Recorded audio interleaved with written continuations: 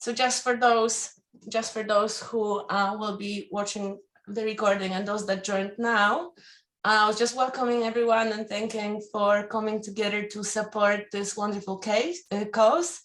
And sorry, I'm a bit nervous today. It's a lot happening and I've been working tirelessly for the last 5 days, like didn't have time to eat much and look after myself. But I'm not gonna complain because there are people here who have much worse situation right now. So yes, I suppose to start slowly, I'm gonna just ask Łukasz to tell us what was happening recently in Poland with the collections and what is currently needed and how did you spend your last 5 days? Because I know it was relentless for you as well. Yeah, hi, hello everyone. Well, I will start with the good news. I mean, in this dark time, we actually we have actually 700,000 refugees from Ukraine in Poland. And fortunately, all of them have a shelter, so we didn't need to open any refugees camp yet. So all the local people, all the NGOs helping people, and yeah, all of them have a shelters, all of them are safe. But it's 100,000 people each day crossing our borders from Ukraine. Yeah, the last 8 days were really busy. I mean, everyone is helping. So what we do, we just collecting stuff from 3 cities actually, that are near to each other, and we have a contact with Ukrainian citizens, also Ukrainian soldiers in Ukraine, and we have information what actually they need, and they need almost everything. They need flashlights, sleeping bags, blankets, warm clothes, food ready to eat. And unfortunately, we are running out of stuff in shops and the pharmacy. Like, for example, in the pharmacies, we are running out of painkillers and the bandages and the slices, and in the military shops we are running out of helmets and bulletproof vests. So we still need things to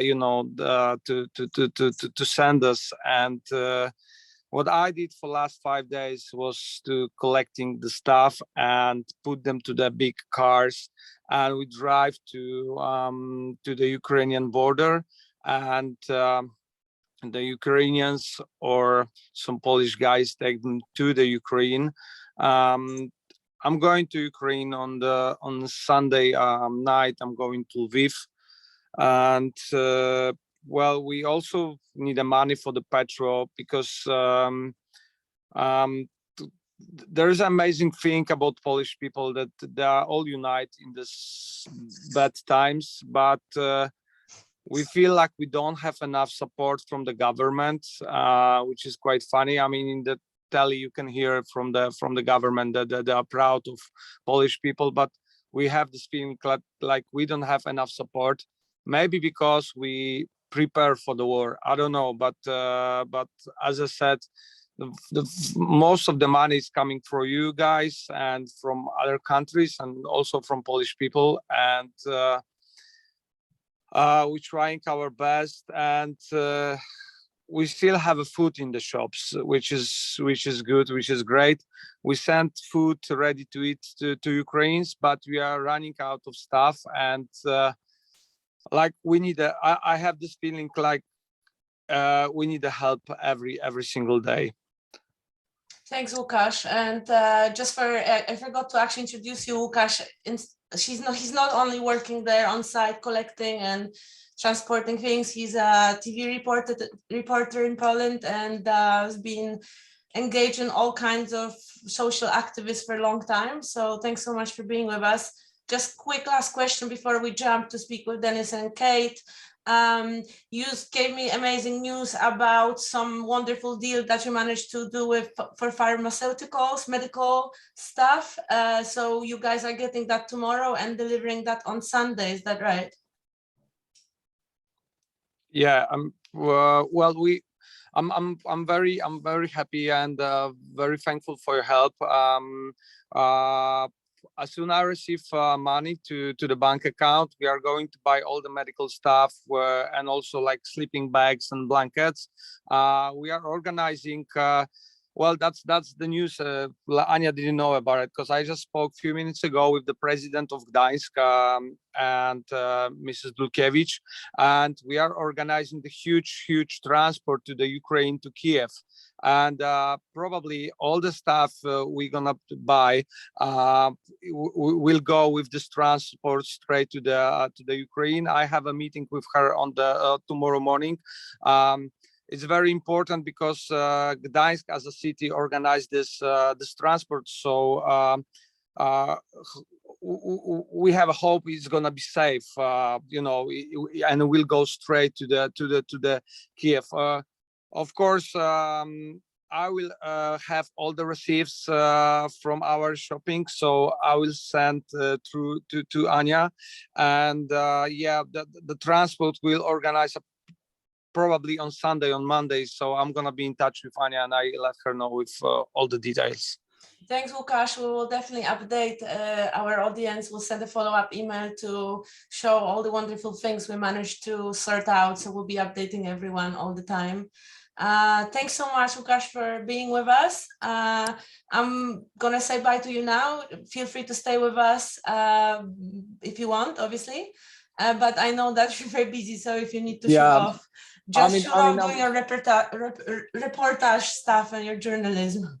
Yeah, that's true. I'm doing now reportage from what was going on today in Gdańsk. So we've been in many places where the people collecting, food and all the stuff. So I have to do this reportage now because we're gonna release this reportage tomorrow at 8 a.m. So thank you very much, guys. I mean, you're doing great stuff. I mean, you are absolutely amazing, and I hope so. I'm gonna meet you one day and give you 5 for all things you do. I mean, you are absolutely great. And if we have any Ukrainians now in Ukraine, I mean, guys, stay strong, be strong, and don't forget that you have support from all of us. And yeah, just stay safe. Okay, take care. Bye. Thank you, Łukasz. Ciao. Thank you. Слава Україні. Thank you. Slava Ukraini. So just to say, the other person who we support is Kasia, who couldn't be with us today because she's currently traveling to see her dad. But she was just as Łukasz, collecting, buying. She found actually insulin. Some way she managed to find loads of insulin. So we're sending loads of that to Ukraine. I think tomorrow we packed a lot, or Monday, we packed a lot of stuff already on 4 trucks. We're sending 4 trucks full of food, medicine, diapers, tampons, you name it. We collected things that people needed. So that's all going. Thanks to the audience here and the speakers who are here. So amazing mycelial network in action in all this drama and horrible stuff. This is one thing, one silver lining to see that everybody comes together.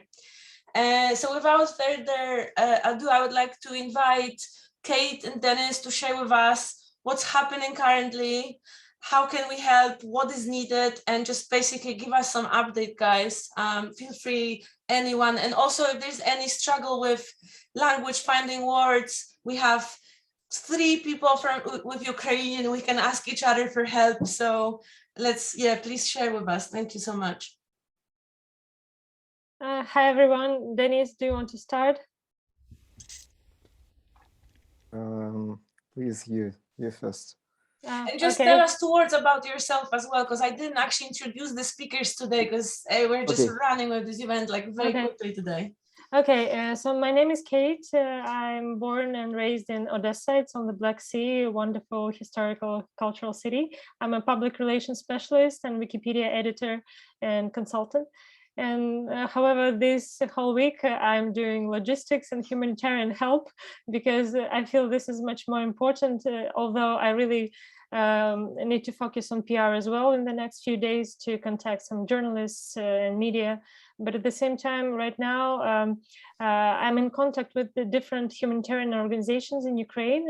It's like ISAC alumni who gathered it, and many funds and different logistics companies and transportation warehouses. So we all try to concentrate our efforts just on how to deliver things from the world that can be delivered to those who are in need right now. And mostly it's hospitals. Like I'm in touch with some local volunteer organizations in Odessa and Mykolaiv, and they need insulin, they need food, they need these like lightings and sleeping stuff. So like right now, just trying to understand how to coordinate all this and just to help as much as I can. And yeah, that's basically and it's very nervous. Also, I feel much pressure because not understanding what will be next and like how safe it is to stay or to leave or to like to go somewhere, to be a refugee or not. Just hoping that it will be well. In the city, it's more or less safe for now. Like we have like alarms every day. We have to hide in bomb shell. There are some military planes, military ships standing on the sea and shooting sometimes, throwing bombs. But for now, like they don't shoot at the houses in my city. So it makes me feel a little bit safe, but not knowing for how long. Yeah, that's it. Thank you, Kate. Thank you so much for sharing. I was worried. I was just worried every day about you guys. I check your Facebook every hour to see if you guys are still like there online. And so, yeah, thank you for updates as well all the time. Dennis, do you want to just share with us as well? Yeah, hi to everyone. And thank you. Sorry, thank you for your help to everyone.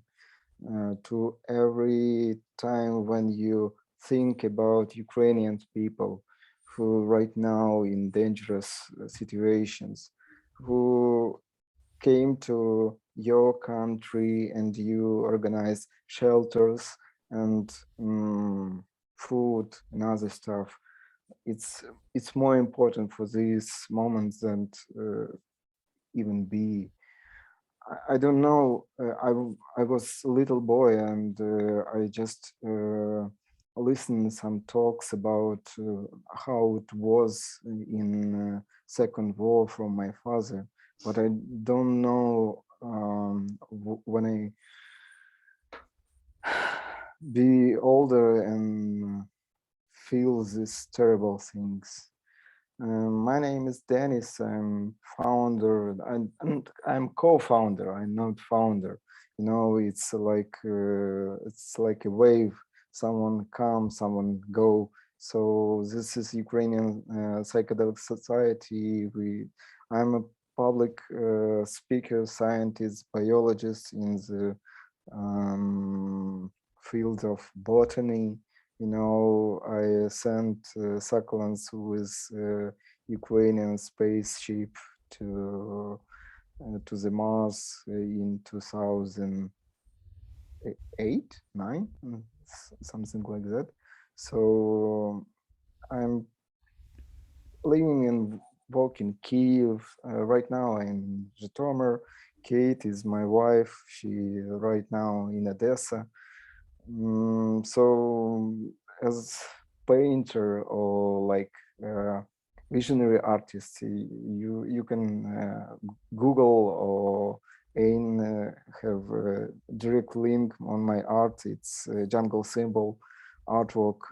We right now with other artists, visionary artists from all over the world make NFTs if someone knows about something about this. So we raised a lot of money, but it's not huge support. You know, it's so little part of our life. We use all opportunities, and thank you, Anne, for this opportunity to be here to speak with all of you guys.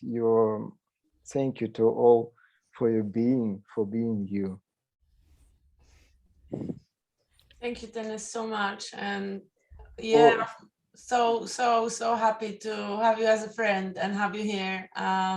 Yeah, as I said before we started the webinar, we met in 2018, so quite a while ago, and I'm really glad and grateful to be on Psychedelics that they joined us in 2018, and now we yeah. can do this together and just connect our, forces and our skills and do whatever we can. So guys, I suppose it would be really good to hear from you. What are the current needs actually? We heard something from Łukasz, but what do you see around you? Kate, you work with logistics. What do you guys see is actually needed the most in Ukraine as help at the moment? For this moment, it's more than always needed. It's helmets and bulletproof ammunitions for our soldiers, for our territorial guys who Territory defense. Yeah, it's territorial defense. Defense. Defense. So it's more than really need for this moment. Quadrocopters, like Mavic or something else, SD cards for they, if you know, they, Kate, please translate. Yeah, sure. Благодаря квадрокоптерам, особенно там Mavic Pro 3, легко делать вылазки, не доверяя, предупреждая подступление врагов там с Okay, каких-то. got it. So thanks to these quadrocopters like Mavic 3 and Mavic 3 Pro, it's easier to see the picture and like what's happening without risking your life. Потому что у них там дальность до 30 километров, и это реально it's like 30 kilometers of view, that is, you can see the 30 kilometers. And also what I know, like a friend of mine who is now in Switzerland, she said that somebody of her friends, they want to find some quadrocopters for our marine defense. In Odessa, we have a fleet, like we have marines, marine militaries, and they are really like, they are good at defending our territory so far, but they need these quadrocopters to be able to see how far are these ships and what they want. For this moment, we have some money in many funds, but we don't have any stores or shops, military shops, when we can buy something. In the same Poland or Hungary, there is no stuff for Ukrainians. It's only for those who can defend this country. So we organize many делаем запрос уже в Турции, в Франции. In Turkey, in France.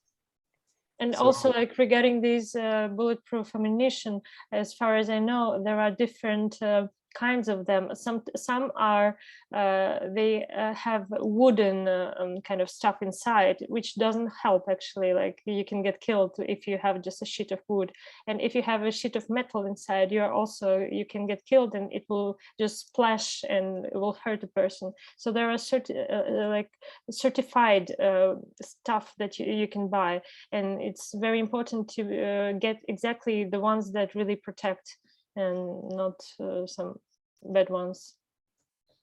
Thank you so much. And also, so obviously there are groups that are collecting food and supplies for refugees. There are groups that are collecting for the soldiers. This is all happening. Also, Kate, we're talking today how regular people can get involved. And I received that link to the charity that you suggest is the best one to donate. So I'm going to post it here in case anyone else wants to donate there later, or if you guys want to just share it with your friends and family. I will send it in a follow-up email as well, but it's in the chat right now. But Kate, you also said what we can all do is spread the word, right? Because you said that ideally you want the newspapers to pick up this subject more. Can you just speak more about that? Yeah, so right now we saw that many countries they go on strikes and they successfully show that they are against war. But what I also learned that it's important to go to the Russian embassies in all these other countries and demand that these Russian embassies will stop working. This is also working, and it helps. It makes it works as a sanction. Another thing is that the Russians, they have really strong propaganda, and in their country, Russian TVs, Russian news, they say that Ukraine has propaganda. So kind of like truth that we say, they say this is propaganda, and their news are right. And so this is really, it's very devastating. For me, I cried today because I wanted to talk with some relatives in Russia, and they just didn't understand that we have war, because what they see, what they read in news, they say, no, there are no troops, nobody is killing you, it's all fake, you're just brainwashed. And I'm like, what? Like, some of my friends, they their houses bombed, burnt, and you're telling me that we don't have war? And they say yes, because on our news they say that it is you have fake news. So it's really, it's like from George Orwell book 1984, like war is peace, and this is what they do. So right now, Ukrainian Ministry of Cyber Police, IT army, they are trying to ban those fake Telegram channels in Russia, or Russian websites that support terrorism, like YouTube and Instagram. They ban these, TikTok as well. Like Russia, they support TikTokers. They give them money, like young girls and boys, 16 years old, like these models that say that this is just a special operation, and Russians are liberating Ukraine from Nazis, which is like, they all say the same text that is like given them by these. And also they just, in Russia, they closed the last 3 independent news channel. So, and they also say that those who will spread fake news, but this is actually like those who will be independent, they can go to prison for up to 15 years. So many of the bloggers and independent journalists, they just wrote today that unfortunately they will not be able to continue saying a truth, because they will be banned for they will be accused in spreading fake news. So BBC Russia stopped working, and they're afraid that their staff will be going into prison. So we actually need help in spreading information in all these news channels, in all media, to showing video proofs. Russians don't believe in that. They say it's fake, fake videos. So it's just crazy. Yeah. It's unbelievable. And just the fact that those young soldiers, the Russian young soldiers, they're almost kids. They're 18, 19-year-old coming to Russia thinking they're liberating people. And they come and they see it's completely different situation. So it's a big, big propaganda machine there in Russia, which we know because it's been like this for ages. It's nothing new, actually. I'm sorry, guys. So sorry. I cannot even find words to say how sorry I am that you have to be experiencing all of this. Belarus as well. I wanted to add that Belarus as well. They are engaging Belarus soldiers. They are saying that they will go to training, which is not training, which is war. And so in Ukraine, we're trying to spread the message to Belarus people, to Russia people, that this is not that they are said they will go. And also Russians, they on the government level, they bought SEO optimization traffic for the world war. So Russians cannot Google war anymore. If they Google war, they will not be able to see anything. Also, they just spread in their schools. They are now teaching their kids that this is not a war, this is a special operations, and Russians are great guys. They go to Donbass and liberate Ukrainians. They are not going to Kyiv and Odessa. No. They're just spreading peace. And this is what they say to kids. And those teachers who don't want to say that, because this is not true, they are getting fired. So this is just unbelievable, and like any help that can help to stop this, like either like some hackers, they hack those government Kremlin sites or those fake news sites, everything that can stop them from making this. Like even some of my friends from MacPo companies, famous Clean My Mac, they have application for Mac. So they just made an installment, like a message to all the people who use MacPo in Russia.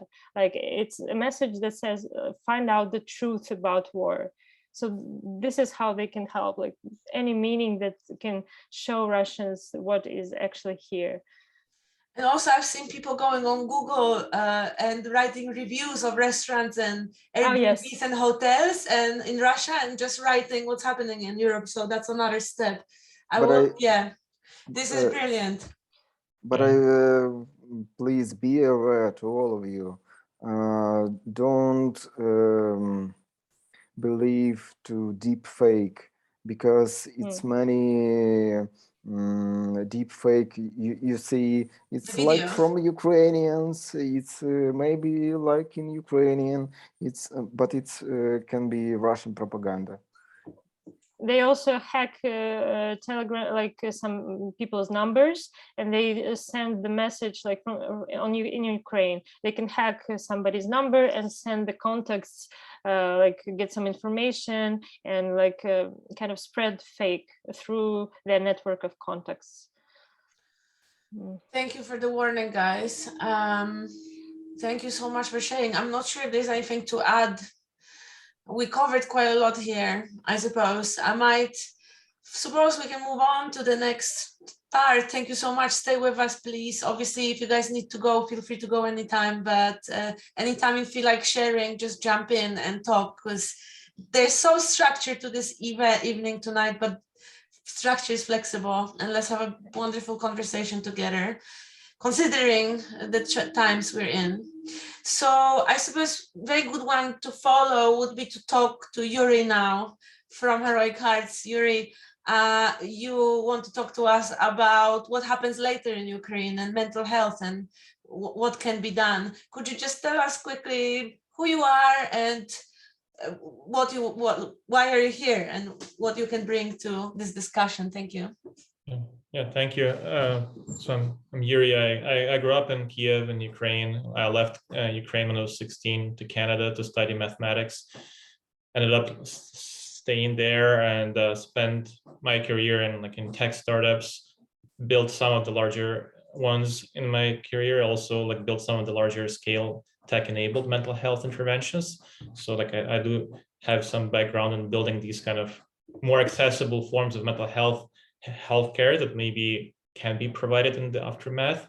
And also in parallel to this, I've been involved with psychedelics for the last 15 years. First, they saved my life. I've been struggling with the severe treatment-resistant depression for a decade, and ayahuasca saved my life about a decade ago. And since then, I was in a deep quest to understand that world and how we can integrate gracefully the entheogenic and psychedelic medicines into the fabric of modern culture. And I was lucky to meet the founder of Heroic Hearts project when I lived in Colombia, Jesse Gould, and I was invited to join as the first founding team member, him and his work to support veterans, military veterans with PTSD in the US first. The last 5 years, I've been working with that organization, with Heroic Hearts, and Keith, who's a dear friend and mentor, teacher, role model to me in many ways. So he is also Heroic Hearts UK leader, and the work we do there is really kind of working with psychedelic medicines, providing access to those medicines to veterans. And it was really out of that work, I kind of saw that infrastructure to provide the therapeutic container before and after the preparation integration. That's where there is an opportunity to develop some specialized software infrastructure. And that's what I'm working on full time right now at my project called Homecoming. We're providing patient care, patient experience platform for psychedelic care providers across all modalities, ketamine, plant medicine, the new emerging models of care. We facilitate it all. And I do see how in the aftermath, because we will win this war, there is no other way. And in the aftermath, unfortunately, there will be many people who will need care. And we all know that like the current models of care for PTSD and war trauma are failing our soldiers, our people for a while now, and psychedelic care is really the path forward. And I do believe that as a community, like, I mean, like last few days have been challenging because on one hand, I really was kind of struggling with this impulse to go to Ukraine, take up arms and fight. And that's really what I think every man who grew up in Ukraine should be thinking about right now, even if you live in another country.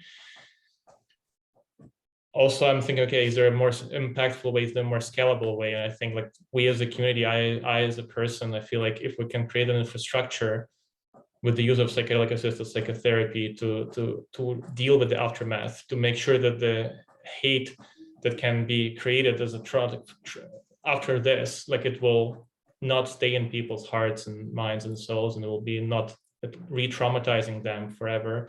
Even like last few days, I'm noticing like I've been like working so much with ayahuasca, with plant medicines, like I was like on this path of pretty serious self-work for a while now, and still I can see how hate and rage is emerging and popping up, and it's scary to me. I never thought I'd have those emotions built up in my shadow.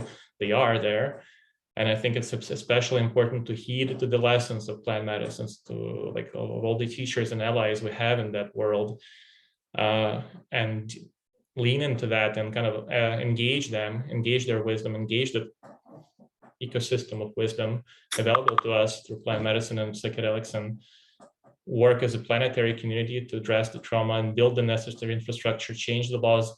I think also after we win, I think in Ukraine there will be the government. I cannot see how the government will not be receptive to psychedelic models of care in such crisis. I think we as a community can help build out that infrastructure and make sure it's accessible and scalable and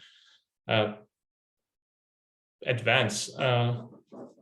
Pretty much Ukraine, I think, as like after this victory, like Ukraine can become the kind of the cradle, the most cutting edge center for psychedelic models of care for trauma, and other comorbid conditions. And I think this can become an opportunity to heal the Ukrainian people, to heal the Ukrainian warriors and civilians.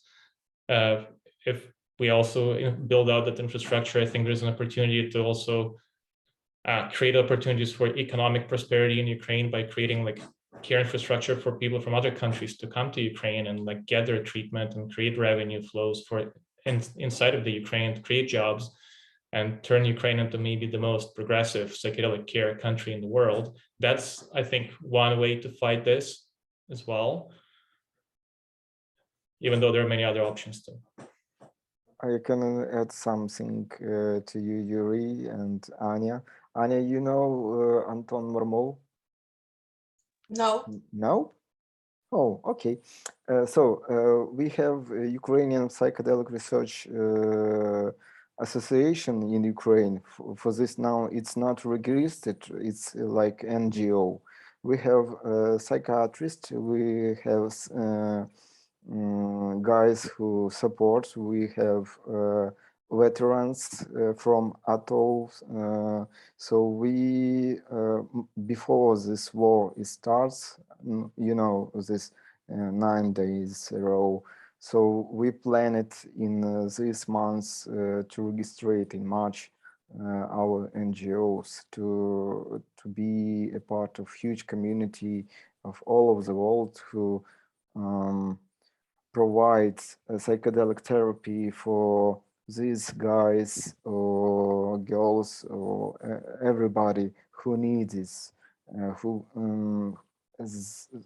it's main important to be in the right place, in the safe, with the right psychotherapeutical, you know, coaching from the right specialist. Some of our guys add some forms to MAPS psychedelic MDMA therapy.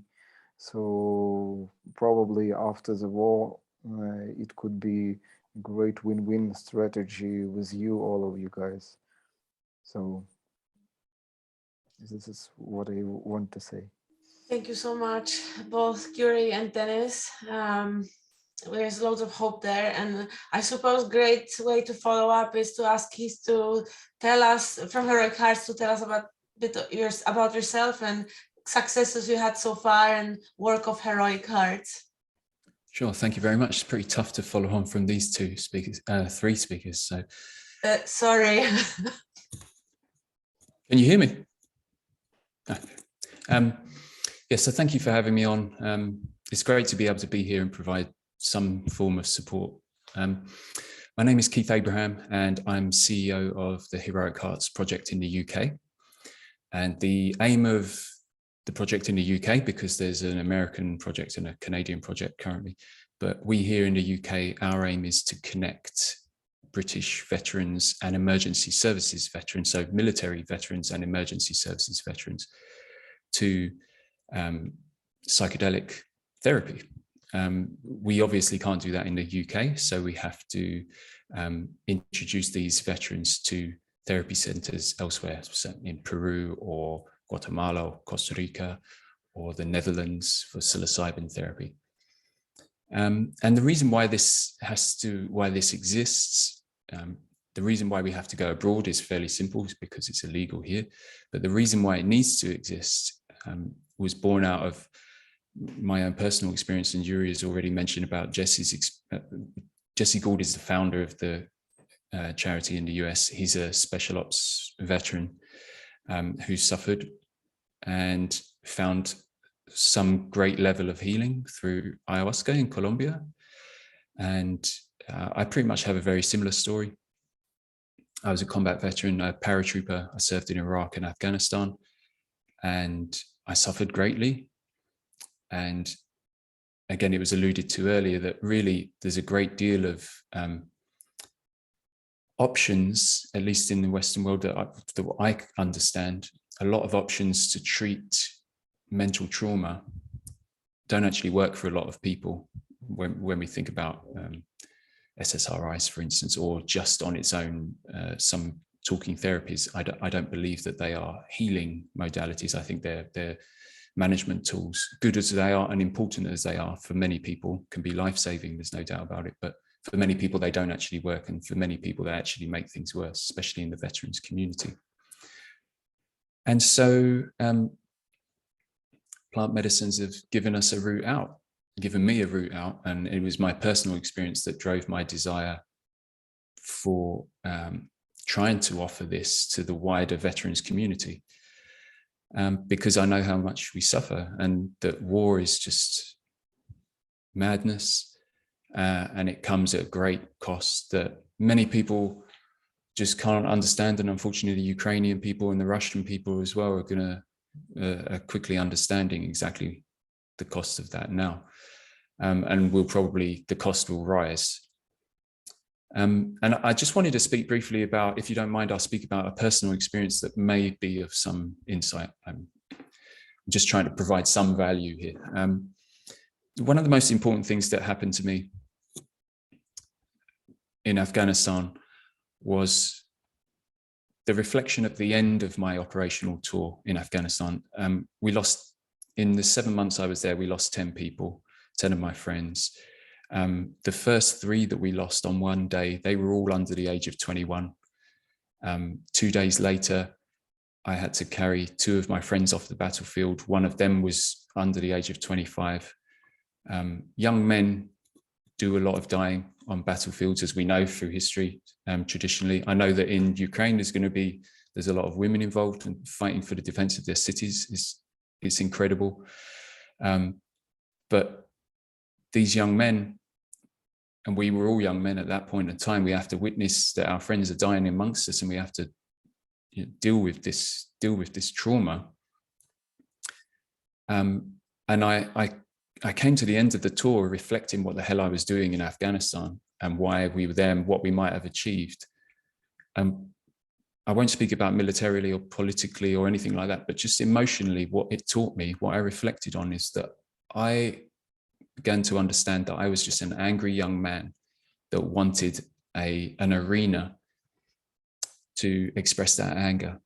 And I was lacking in some self-worth and self-respect, and I needed an arena that would provide me with some self-worth and self-respect.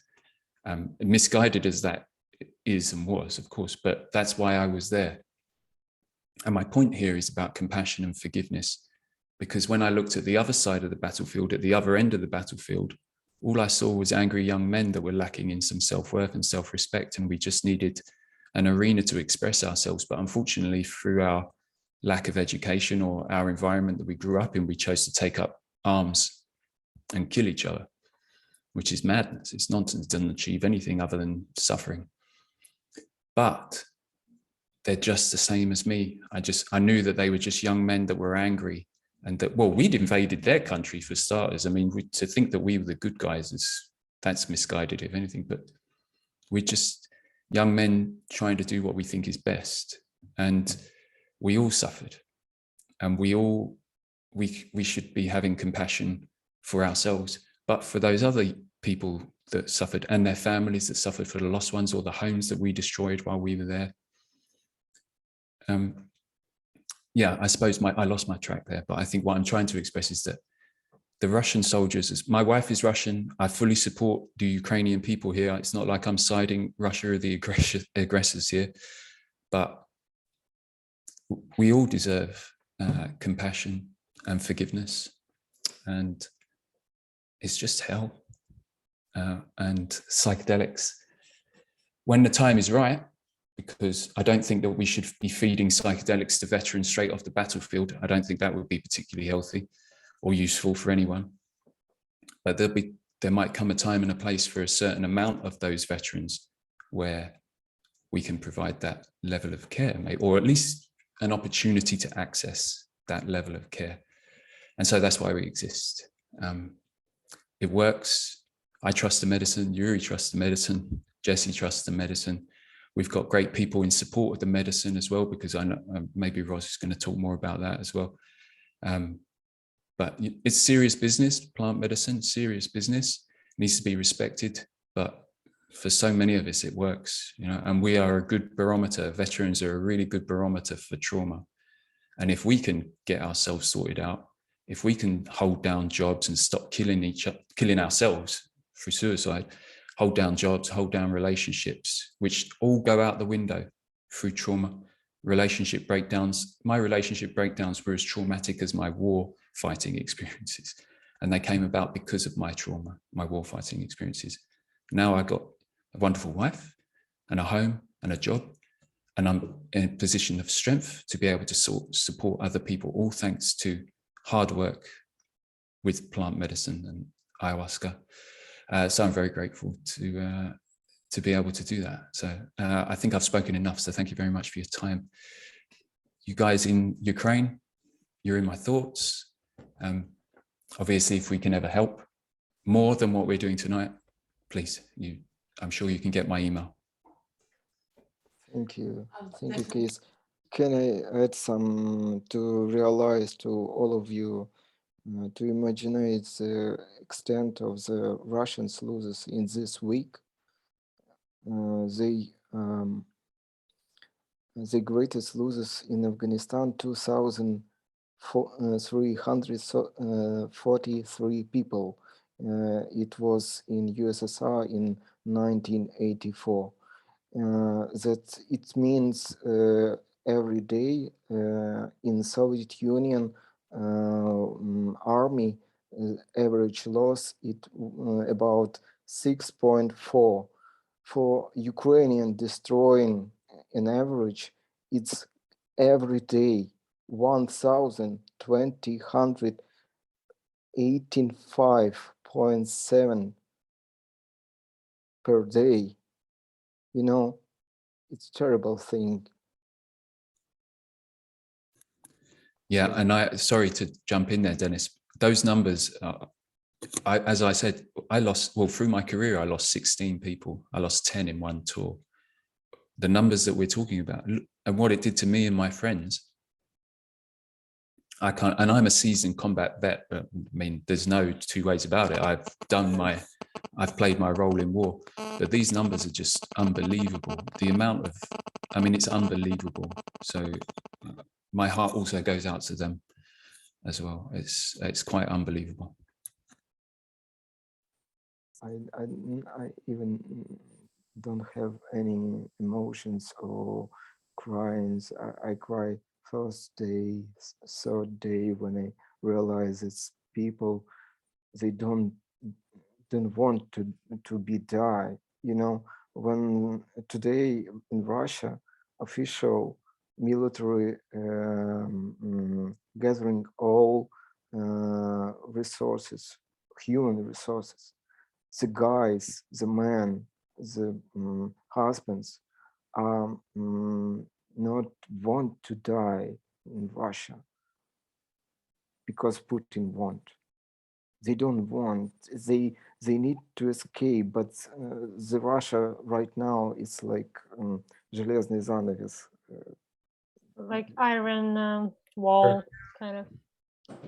You know. Iron curtain. Yeah. So it's very terrible thing when you realize it. You can.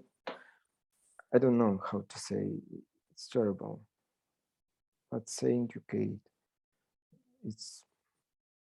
Thank you. It's hard to find words really, and I think that this will be a very good moment, Ross, if you could lead us through the special meditation that Ross prepared for all of us to connect for a few minutes together before we go to the next part of the event, which then we'll do some sharing and talking about emotions and fear and loss and anxiety and things like that. But Ross, over to you now. Thank you, Anya. Thank you, everybody. So yeah, what we've been recently talking about psychedelic plant medicines as a method of healing. I've been doing, maybe Yuri, the same kind of work as you, and thinking about how to form kind of networks for people to integrate and process these kind of powerful experiences together in communities, and to consolidate some of the learnings and yeah. And one of the things I do for people before psychedelic experiences and after psychedelic experiences is meditations, and they're often about trees. And they're usually about trees because trees are, for me, a kind of, and I know Dennis will appreciate this because you're a botanist, a botanist scientist, but trees are these amazing symbols of, just solidity and the deep roots and groundedness, I think. And sometimes after a really powerful, amplified experience with plant medicine, it can be really nice to ground and also feel the mycelium connections that are underneath the forest floor between all the trees, and the trees stand together in that way. So I've written a meditation for us all this evening, and it's around the sequoia tree. And I did it on the sequoia tree because they're the biggest trees in the world. They're the biggest, strongest trees. And actually the biggest tree in the world is a sequoia tree called the General Sherman. So he's a general. I think of him as a male general tree, standing strong, a soldier. And he is 83 meters tall and 11 meters wide, and he's huge, and he has incredibly deep roots. And so I thought the sequoia tree was a good emblem for us right now, because of the incredible bravery of the Ukrainian people right now. I think the world is watching at this incredible resistance, incredible working together, cooperation, and just incredible courage. So the sequoia is, I think, a symbol of that amazing strength and steadfastness and very, very deep roots. So, and just one other thing to say, I think, is that when I was reading a bit about sequoia trees and whether there are some in Ukraine, there are, and the biggest sequoia trees were in a part of Ukraine that was annexed 8 years ago. And in reading about this, it kind of shocked me that obviously things have changed so much in this last week. And for so many of us around the world who weren't aware of what happened in the previous years. And we have been really, really unaware of this situation that's now suddenly exploded in this way. And it's with great sadness that I realized that something so atrocious could have happened without the world watching. But the world is watching now. And I think we're watching with many of us a sense of hopelessness and helplessness, not hopelessness at all.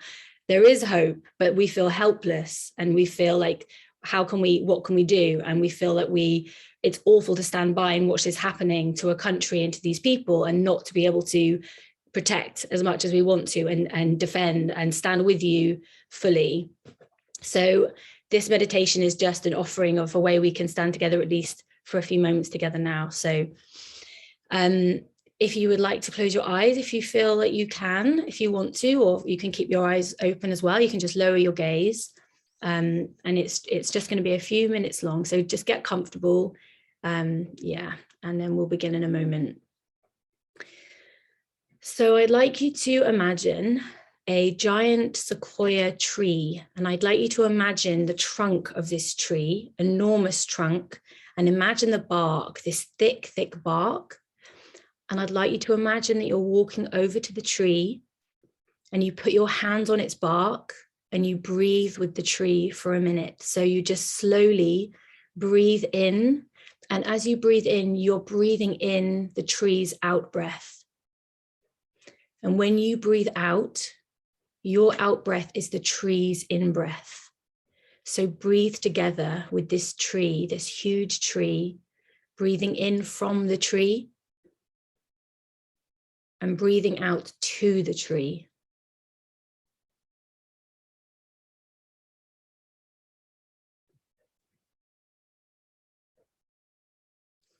And then you go and sit down at the base of this tree with your back leaning against its trunk, this very, very, very solid trunk, and sit down where the trunk meets the grass and its roots begin underground.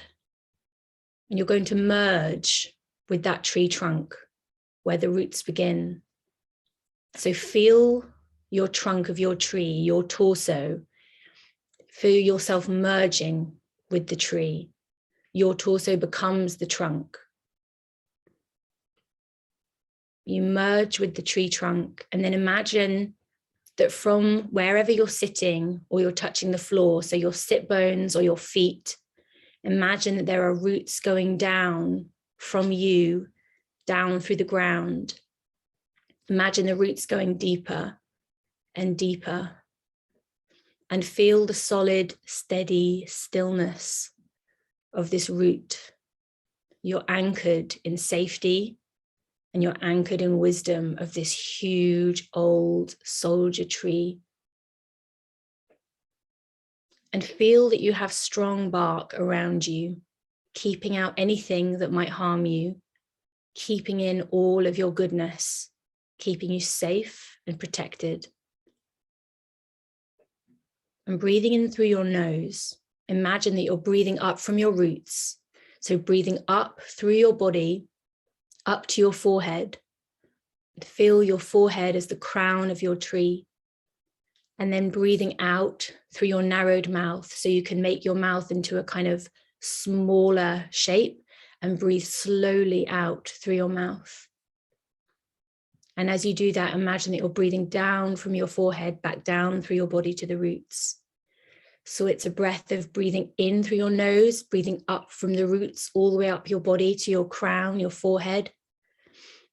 And then out through the mouth, narrowing your mouth, breathing slowly out through your mouth and imagining yourself breathing down from your forehead, down your body, down your torso and back down into the roots.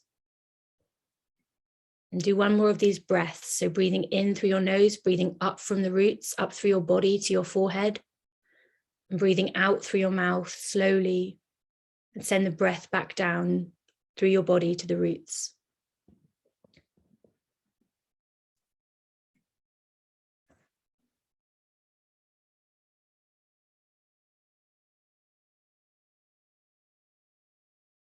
Get one more breath like this, breathing in through your nose, up, and out through your mouth, down.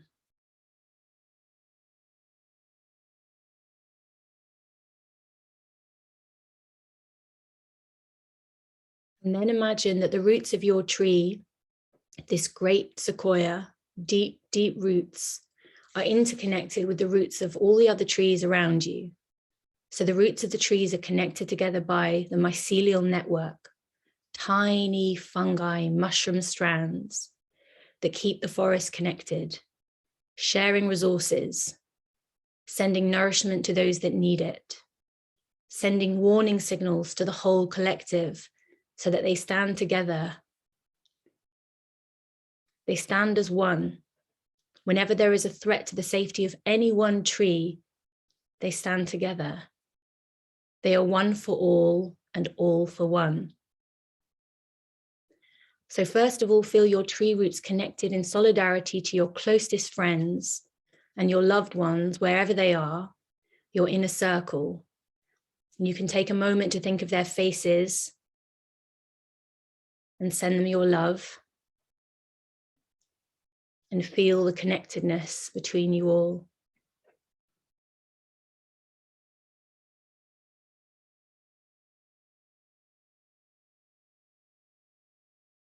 And then imagine that the roots of the trees in your inner circle are connecting outwards to join with the roots of your outer circle, acquaintances, people that you've met a few times, people that you work with, people in your local area. You can take a moment to think of some of their faces and send them your love and feel the connectedness as your forest expands to include them too.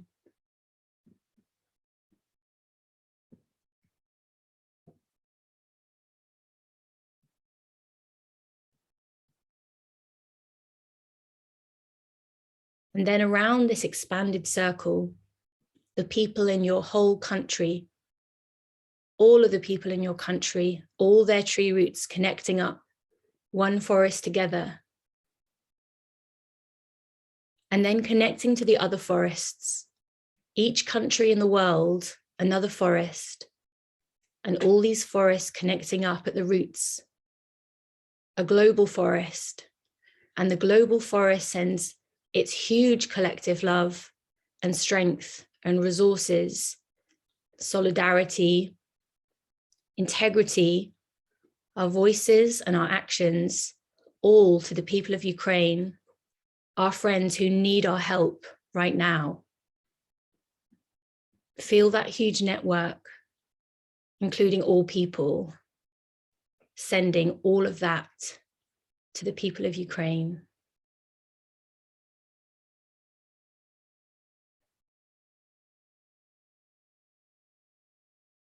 And then on the next in-breath, in through the nose, up from your roots that are part of this vast global forest, and bring the breath up to your heart. Let it swell your heart, and then breathe back down slowly through your mouth. And one more time, breathing up from the roots, breathing up to your heart. Infuse your heart with this energy, let it grow and feel full. And then breathe all of that energy back down to the roots. And then one last breath up from the roots, all the way up from the roots, up the tree trunk, up to the crown of your head. Hold it there at your forehead, connect it with the sun. Feel how tall your tree stands, how it reaches up to the sky, how it stands so strong and firm in its values. And then breathe back down through the tree. Slowly breathe down to the roots. And then you're going to separate from this giant sequoia forest. You stand up, human again, no longer a tree. And you look back at the tree and you place your hands on the bark of the trunk and you feel that strong energy, steadfastness and strength. And as you walk away, you know that that energy will stay with you. And then when you're ready, you can open your eyes.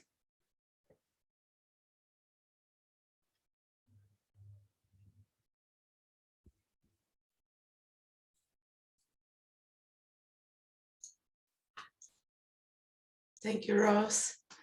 And I just want to say that it's very nice to be in this digital forest with all of you, strong trees here. There's quite a lot of us here standing together. So thank you for this. Psychedelic movement is an amazing movement. I know there are problems in it and it's not ideal, but the connection between people and the mycelialness of this network is very inspiring. So thank you so much, everyone. Thank you, Ross, for leading us to tears. Another person, we're going to be loads of crying today. I think it's good for us to start this very important part because we all are affected in a way. And some might feel like they shouldn't be that affected. And I might actually allow Rose and Michelle to talk about this and open our little sharing session that we'll have now. Thank you, Anya. Yeah, so I think we're going to have a sharing circle for everybody in a bit to talk through. And I think one of the things I sometimes, when you hear, I've never fought in a war, I've never lived through a war, and I've never known it, I've never had lost a friend in a war.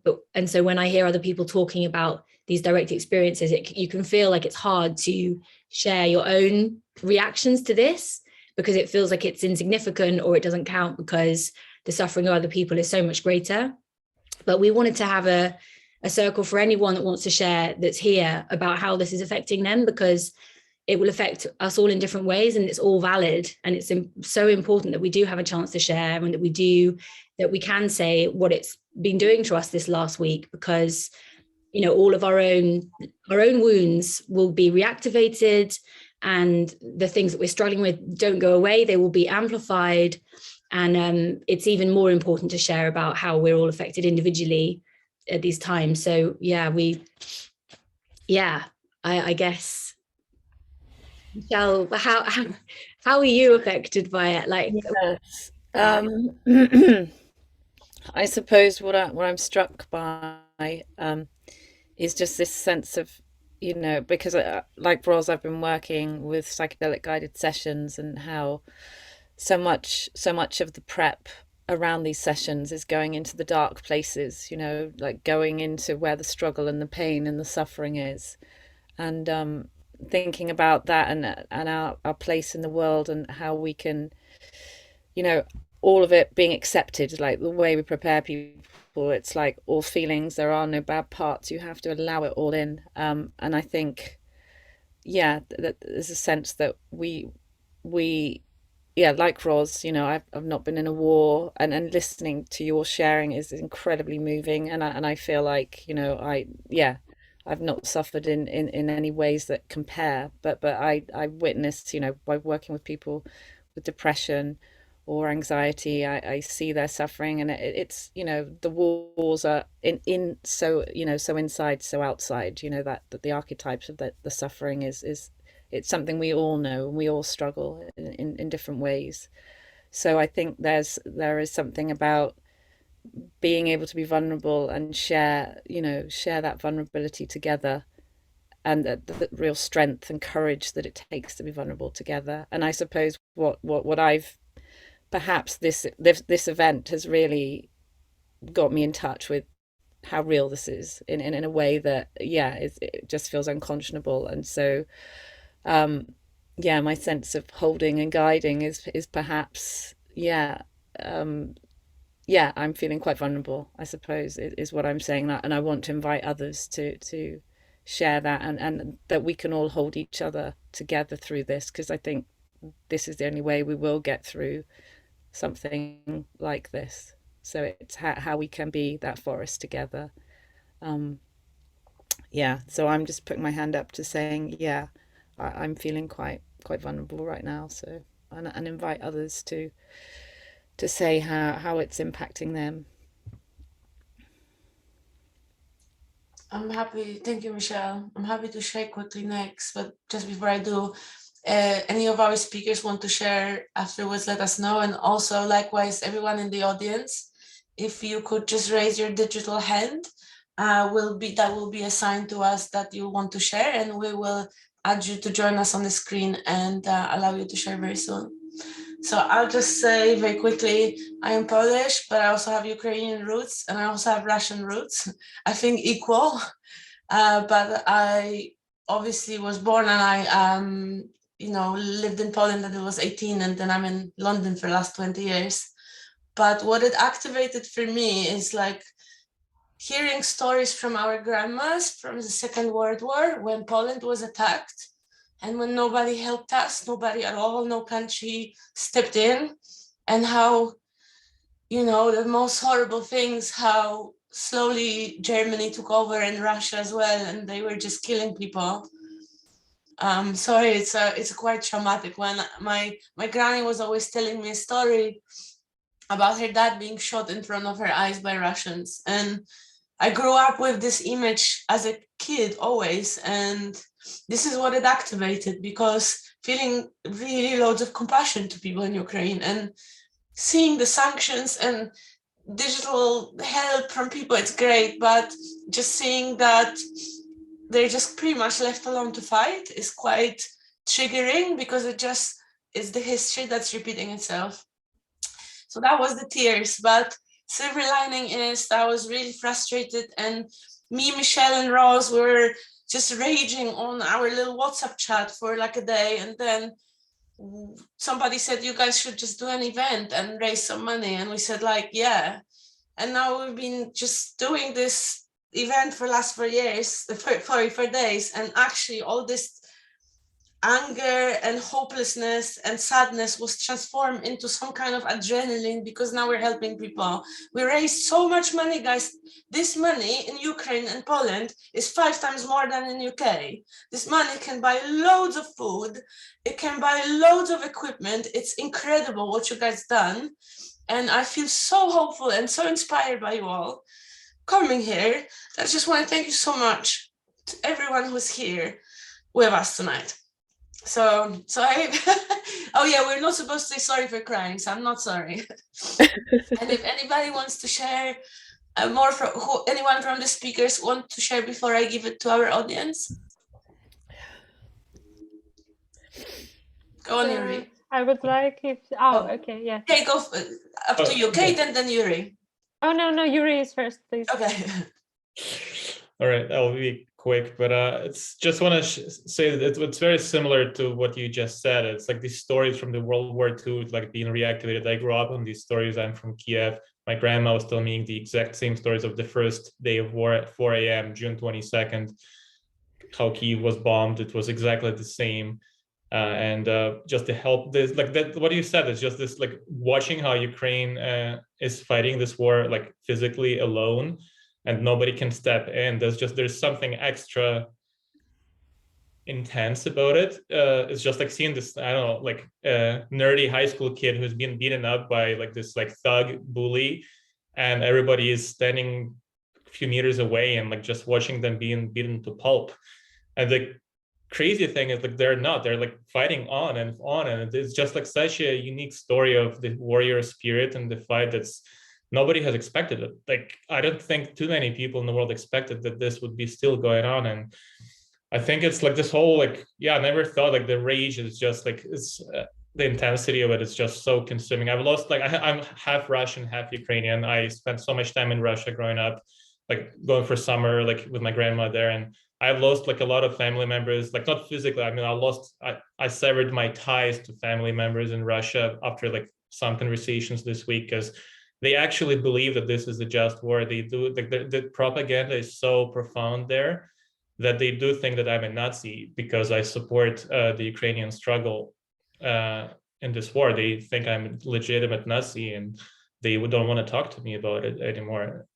And the rage, the kind of like the one thing I'm just trying to figure out is how to transmute all these lessons from plant medicines, from that planetary wisdom and the allies in the plant world, how to translate it all, that how to transmute this rage into action. I think rage is because I feel fundamentally it's being helplessly watching this kind of nerdy kid being beaten up by a thug. And I think that's not true. Like it's not being beaten up, it's fighting on. And also the helplessness must be transformed into individual agency and collective agency. And I think moving away, I think it's important to disconnect from the social media and the news in some way and connect more in the action and specific steps we can all do, however small they are. I think that's this pathway to sanity of some kind, because the war wins if we keep raging on, if hatred consumes our hearts. And I feel like I'm like on this thin line of like not, and I'm afraid to tip over to the other side. So like that's kind of what I'm feeling right now. I'm afraid to go deeper into the darkness. I'm trying, and that's why meditation was so powerful and helpful. So thank you. Thank you so much, Yuri. And Kate, feel free to jump in. Thank you so much for plant meditation. Exactly. I felt like a tree and it helped me a little bit to ground up. And regarding, yeah, I'm also like I did a DNA test. We did it with Dennis some years ago, and I'm 30% Eastern European, 30% Balkan, 30% Baltic. And my grandmothers, they have like Hungary roots, Italian roots. And so like I feel like I'm like I don't know, like if I'm Russian or Ukrainian, even though I have roots from Russia, from Belarus, from Moldova. So, but I feel like I am Ukrainian because I live here and I was born here. And I also feel really traumatic because my grandmother, she was in evacuation, like she had to leave when the war was. And my other grandmother, she lost her father when she was 10 years old. He went to the war because Germany's like Germans, they took him to labor as a free labor, and he died there because like of bad conditions. So like my family stories, they kind of I still cannot imagine that this is war, this is real war that they experienced. Like I feel kind of maybe this will end soon. And so like my condition during the day is like emotionally I'm up or down, like panic and yes, rage, as Yuri said. I am very afraid that I can be so outrageous, like that I can feel hatred to those who came here to invaded us. I want to be a peaceful person. I want to feel compassion, that they are just like people like me. But at the same time, I feel that we need to defend. So we need to be like strong, and strong is like kind of do some action that will prevent this, like to protect myself. So I really sometimes don't know, like I feel guilty that I feel hatred and rage. And also like I feel that I'm lucky that like I have a light in my room, in my house, and I have internet. And in some other cities they don't, because they are being like heavily bombed. So like it's just like a mixture of feelings. And also I feel that I'm not doing enough, because like I need to do like 24 hours a day, help people. And when I do this, I actually feel better, because I feel that I'm engaged. It's better than to be stressed. But at the same time, like from morning till night, without time to have a breakfast, it's really kind of I don't know, like yes, I understand that I need to support myself as well, just like to do something for myself, but I feel guilty for that too. So this is like my emotions. And thank you for the opportunity to share and to be with you guys. Plant medicine family, really the speech of Kate Abraham is it reminded me that what ayahuasca taught me when I was in Peru in 2016, and later with many other plant medicines, that we are all, and if one is struggling, all is struggling. So like if somebody is hurt, we all as a unity are hurt. So I understand that like I have to go to higher vibrations. Like I don't have to support this evil and to like be cruel to people who came here. I just need to go higher and like be kind, even though it's hard, just to do what I can do. Yeah.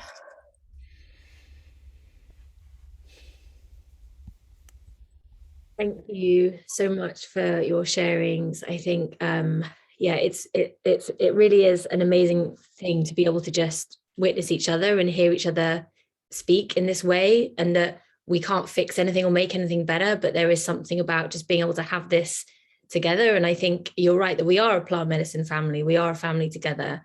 And it makes me feel that, you know, maybe there are ways to use this kind of thing more. You know, maybe this kind of thing doesn't have to be a one-off. Maybe there are other ways we can come together, do meditations, you know, little ways to keep our network full of the compassion and care that we all feel for each other. And that, yeah, if we really are a psychedelic family, which we are, this is the time when those lessons that we've been taught, we really need to dig deep and put them into action, because it's one thing having these experiences of unity in these things. And, you know, when we have the experiences and we go to a retreat and we feel these things, and it's kind of, in a way, it's easy when things are going okay in our life. This is a time now when we're really being called. Well, we're not, you are being called. We're watching you, witnessing you being called to really put those lessons into action in a way that is probably going to be one of the hardest things anybody could ever do. But we're all there with you, and we understand what you're saying, because many of us have had those same kind of, you know, insights too. So yeah, as much as we can be, we're with you. And I guess we could open up to the audience as well for sharings from other people. But yeah, thank you to all of our panelists that have shared. Thank you so much. And I'm going to invite Lara on screen now. So Lara, get ready. 3, 2, 1. Hello. Oh, can you hear me? Yes. Yeah. Hi. Okay. Wow.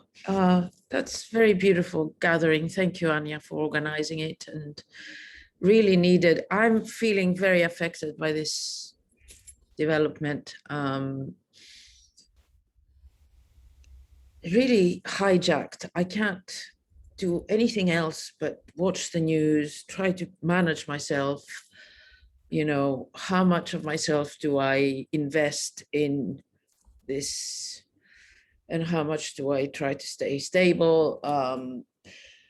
But I think there's a universal feeling of helplessness here that, for me, I feel it's been reawakened from an old trauma of, you know, I mean, my mother's family lost a lot of family in the Holocaust. And we all know this stuff travels intergenerationally.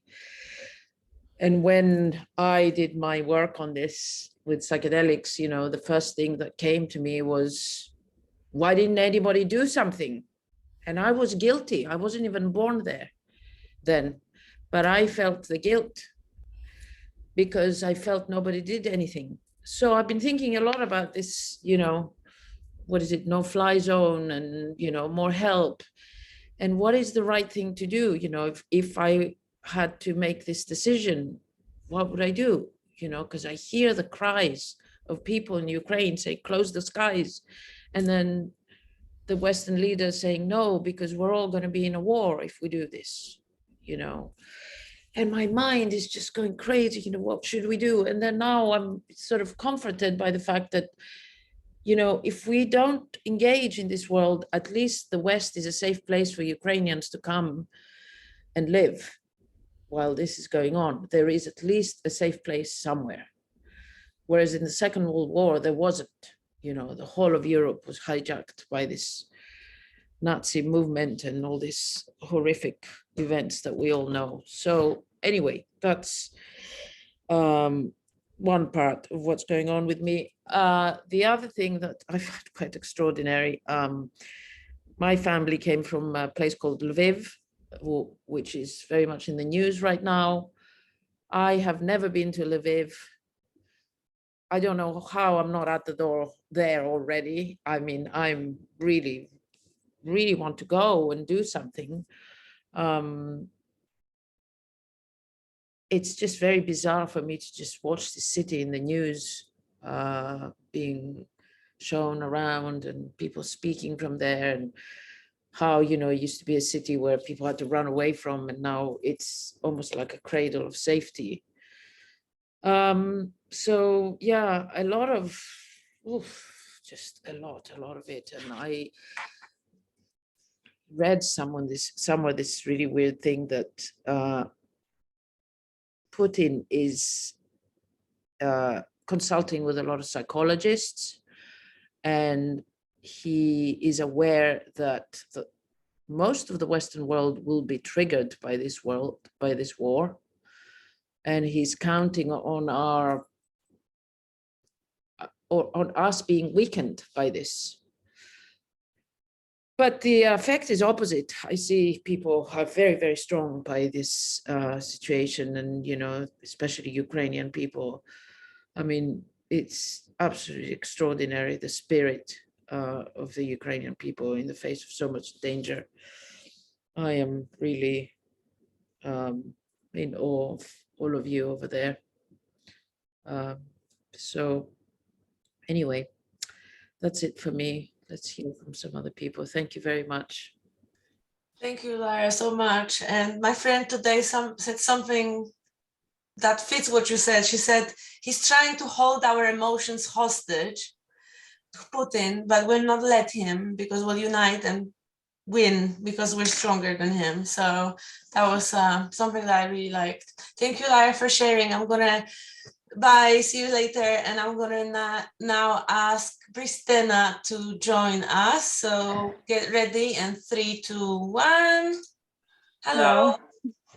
Thank you for letting me speak. Thank you for organizing this.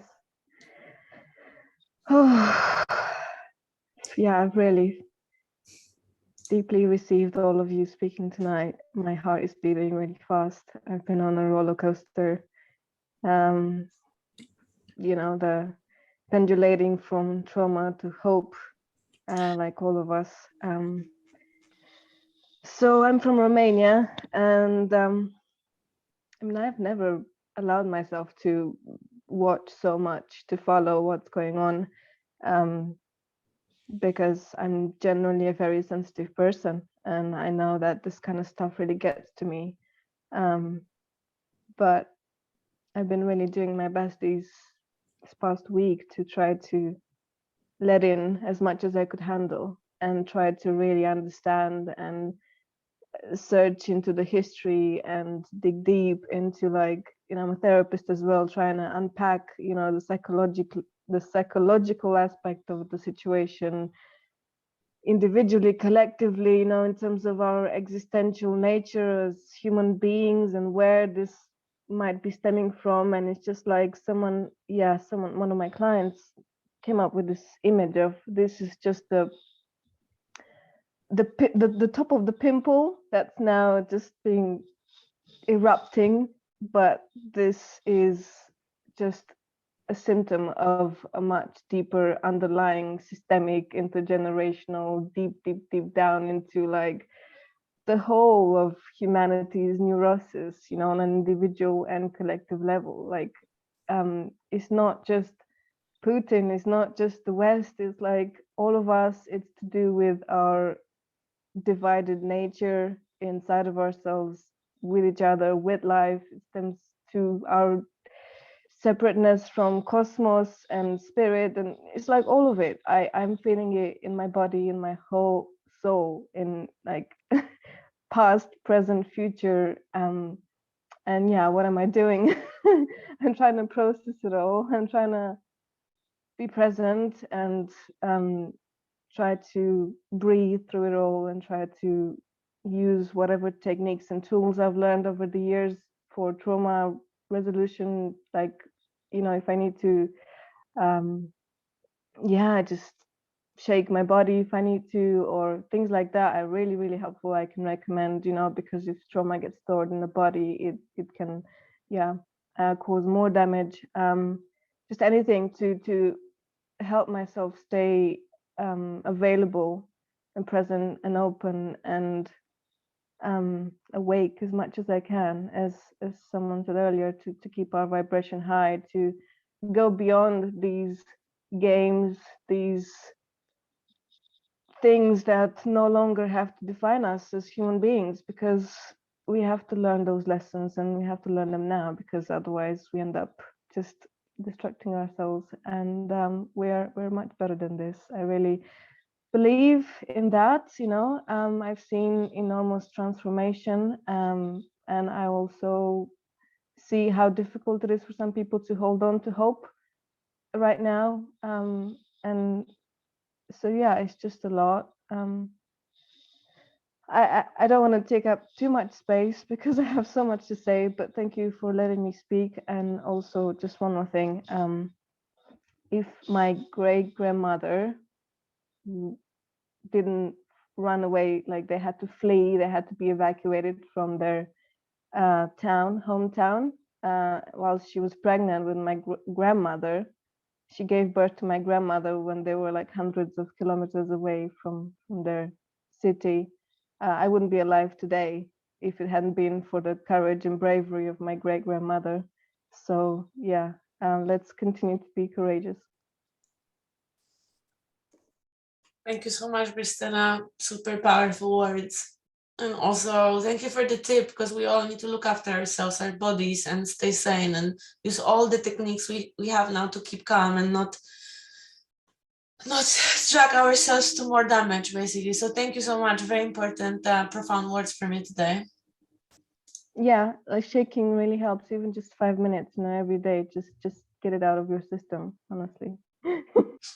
Brilliant. We should do a big shake at the end of this event. That's what we're gonna do to end, to decide it. Thank you so much. See you soon. Bye. Amazing. Thank you so much. We have 2 more sharers. So Paromita Saha, I'm not sure if I'm pronouncing right. If I'm not, please. You said it beautifully. Thank you. Thank you. I'm adding you here. Thank you for joining us, and please share with us. Yeah, I mean, there are 2 things I just wanted to say. I mean, this was a really powerful conversation, and thank you to the guest speakers. And it's the first time I've connected with the community about this. I'm from London, but I live in Louisiana, and I'm part of the New Orleans Psychedelic Society and part of the Psychedelic Community in New Orleans and in Baton Rouge, where actually there is a big drive right now to decriminalize plant medicine, especially for war veterans.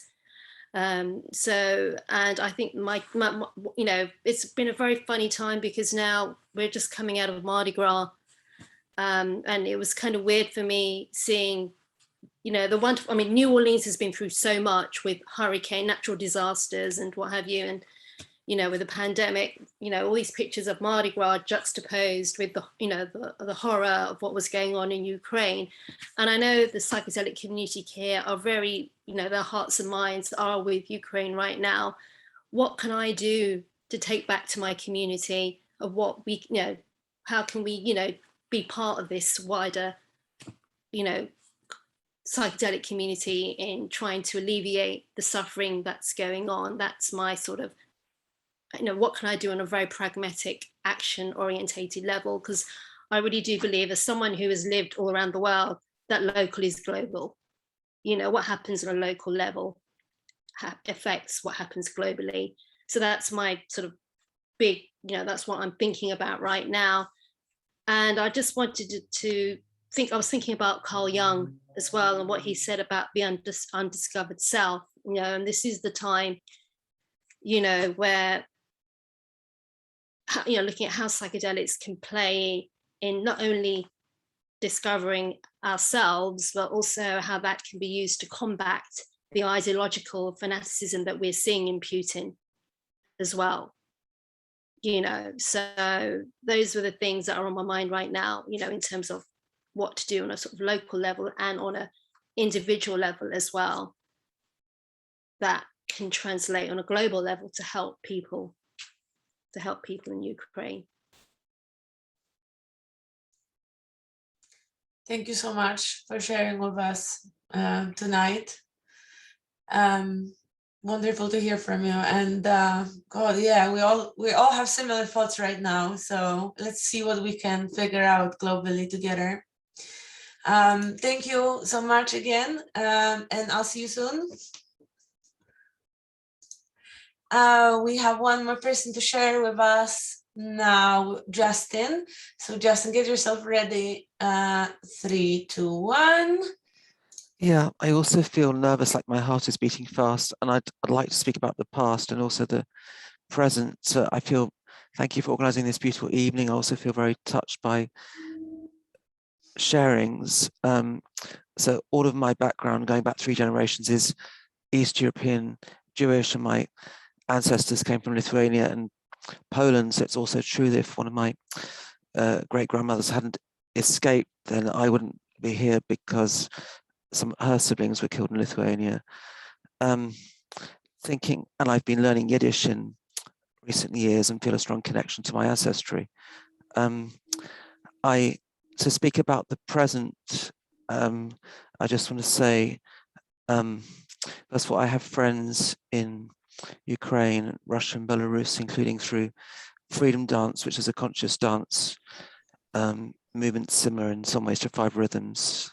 And I've met friends both who I've met in person and also online. I feel very touched by what's going on and the terrible suffering.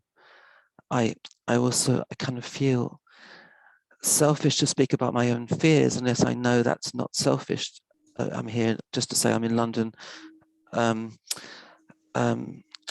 I work as an interpreter, and so until they found an interpreter who was doing Russian and Ukrainian, I was like in a Western TV station the night that the war was declared and interpreted that horrible speech by Putin. And I just want to say that like when I was a teenager, I would often ask for reassurance. Is there going to be a war? Especially ask my dad for reassurance. And now I say when people are suffering now in war, I feel selfish saying this. And yes, I don't think it's selfish to say it, but when Putin makes these nuclear threats, I feel very afraid.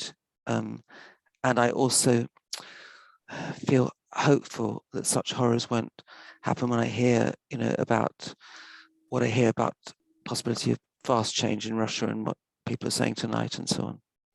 Thank you. Thank you so much, Justin, for sharing with us. We talked today, actually, I don't know if Rosa or Michelle want to comment, but we talked that many people might feel guilty for feeling sad and scared. Can you guys just give me a comment on this, because you'll say that much better than me? Yeah, I think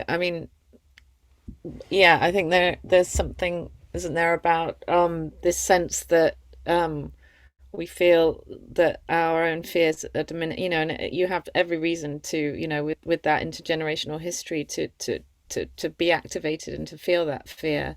And I think that there's something about acknowledging that, it's like a previous lady said, Paramatisha, that we're all impacted by this. We're all connected by it. It hits us all, and some wounds, and no, of course, the people of Ukraine are dealing with this head on, but I think we really have to, in order to heal, in order to process our wounds, we have to go and accept and speak about our pain. We have to be with it. And I think, if nothing, this space that we're providing tonight is about honoring, not judging whose pain is worse or whose suffering is worse. It's about acknowledging that all our pain is valid and connecting with it and giving each other space to feel it, because hope, it's clear that someone like Putin is a traumatized man who's just, really not treating people well. So I think it's really important that we don't feel bad about sharing our pain and suffering, and I think it's fighting the good fight to create these spaces and to connect with each other, as human beings. And intergenerational trauma is a real thing, and basically it's very easy to trigger it. I see a lot of people from Eastern Europe and people from Jewish origin. Everybody's really triggered by this, and similar as you, not just for Ukrainian people, but for themselves, and something just kicks in. So just wanted to echo what you said, really. Keith, did you want to say something? I saw your hand. And Dennis as well has got his hand up too. Brilliant. Thank you so much. Yeah, I'd like to just say 2 things, really. I was speaking to a rabbi in Israel the other day about psychedelics there, and he told me, this is not his quote, he made me very aware of that, but he's a rabbi and a therapist, and he said something that I believe intuitively, but I've never heard it in such a lovely way before, is that, lovely isn't the right word, but we can drown in 3 inches of water, and we can drown in an ocean of water. You drown the same. And it just, so all of doesn't matter if you think, I've told my war story and whatnot, and some people might think, oh my God, how can I can't be allowed to suffer and feel trauma, and if I hear that guy's, so that's just nonsense. It's nonsense. It's all valid. All of our trauma is equally importantly, equally valid. And so, yeah, we have to, and coming from a former sort of alpha male very aggressive individual, that is very helpful when you can finally actually accept that. It's very, very helpful. I've forgotten the second thing I was going to say now. I'm sorry. No, it's gone. Sorry. Thank you. That'll have to do. Thanks, Sorry Keith. about that. You can always jump back in if you remind yourself. And Dennis, please go ahead and share with us.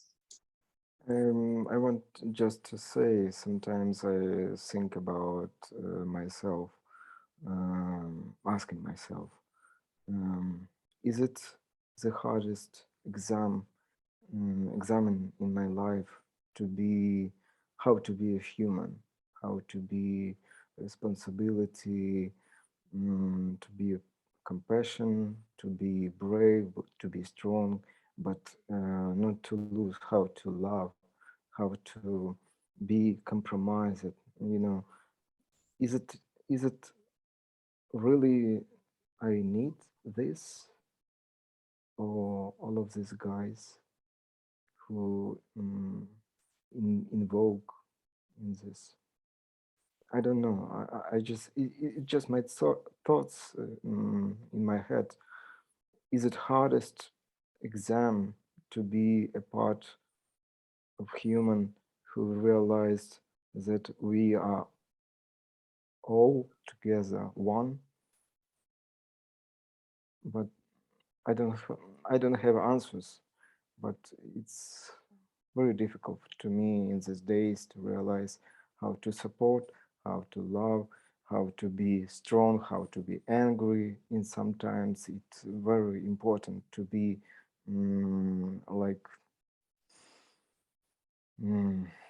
concentrated people, you know, how to help, how to don't involve in something and anger, how to be calm when others want to kill some others. You know, it's very hard. It's very hard.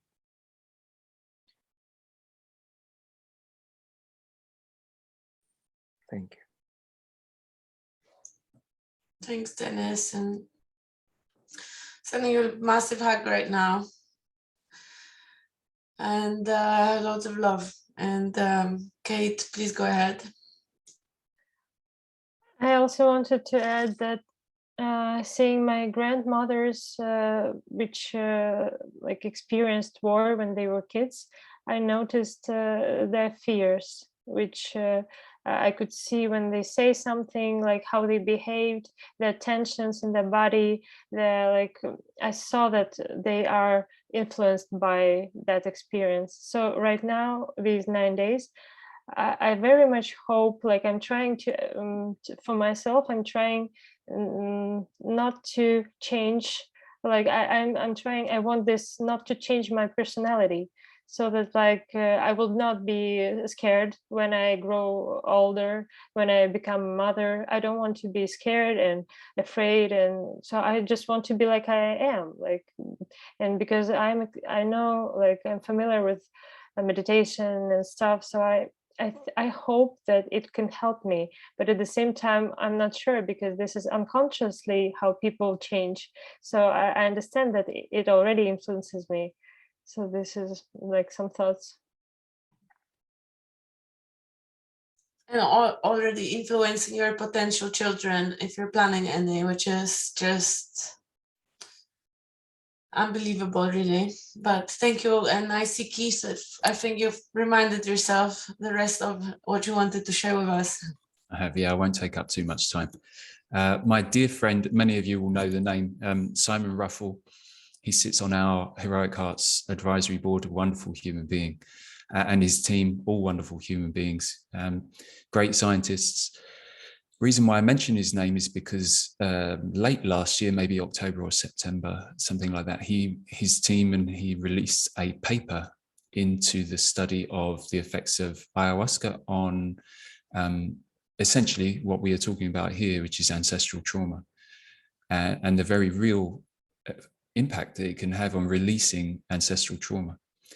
And because I am no scientist and I can't read scientific papers. Simon had to tell me, basically in my language, about the science of it. But in my heart, I'm a raving hippie, and through my meditations and my practices, I came to understand, or I came to believe, that ancestral trauma was truth. But there was no scientific data to back that up. But there is. So if anyone is suffering with the idea of ancestral trauma, or is interested in if you can read scientific papers, because I can't. Simon Ruffle and his team released a paper last year from King's College and into the effects of ayahuasca on ancestral trauma.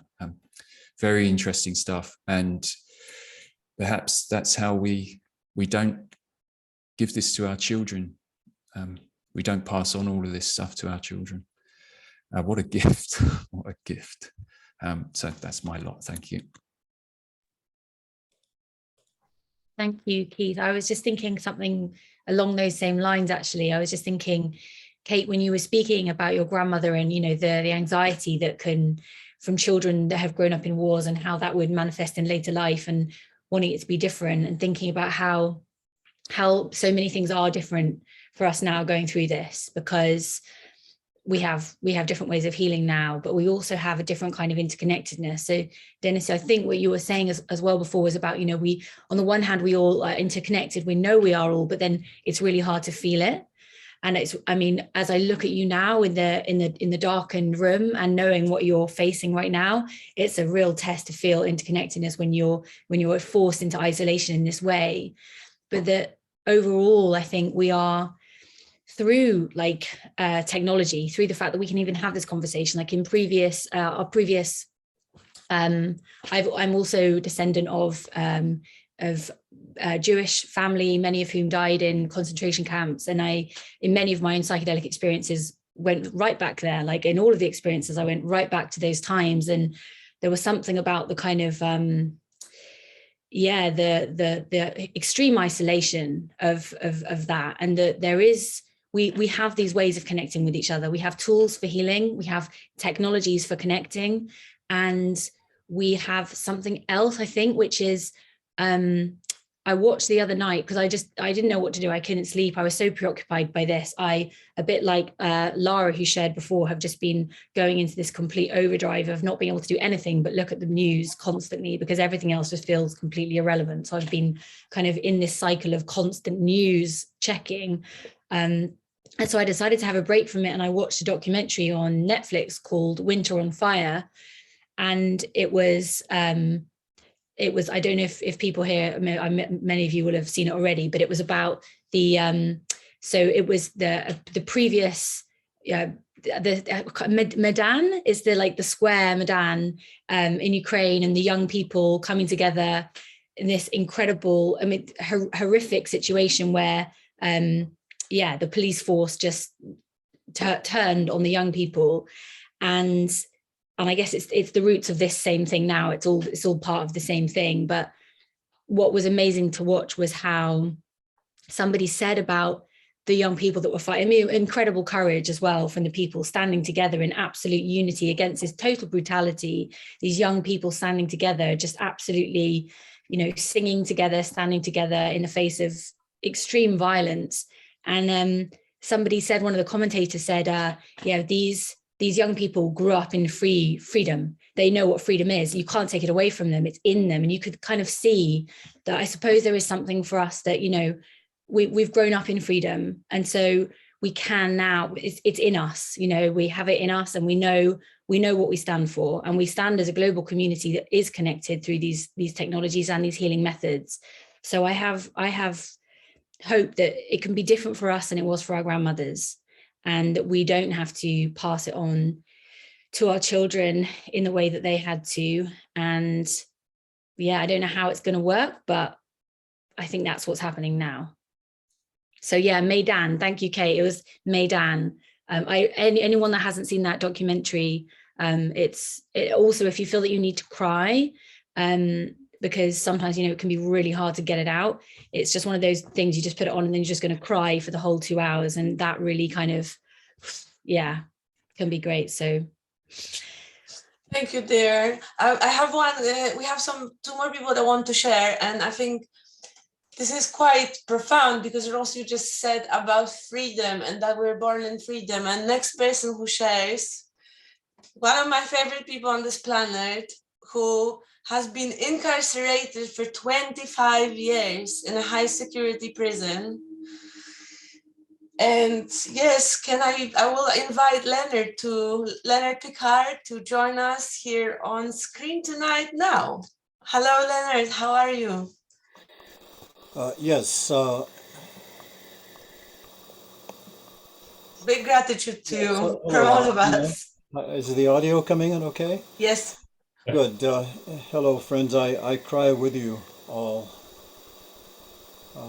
My wife, Natasha, was Ukrainian. My daughter, Natasha's grandmother, is an elderly woman living in Odessa with the Russian warships now approaching the port and unlikely shelling the city shortly. I was raised, my uncles were in World War II and among the first American soldiers to enter the death camps, so I was raised with stories of the horrors of those times, and even these brave, very old, strong men, hunters all, would still cry, remembering the sights that they saw, the bodies of girls. And there are such bodies even now in the Ukraine, and there will be many more. For the last 20 years, before my freedom a year ago, I lived in a maximum security prison, as Anya said, which was replete with a great deal of violence. We don't see that in our normal lives. Soldiers and those in war zones may. But one can get up every day and fear for one's life. One can feel the tension, immediate tension, every second of every day, the never-ending stress from that. And one can withdraw. And the question is how to handle it. How are we in the psychedelic community handling it?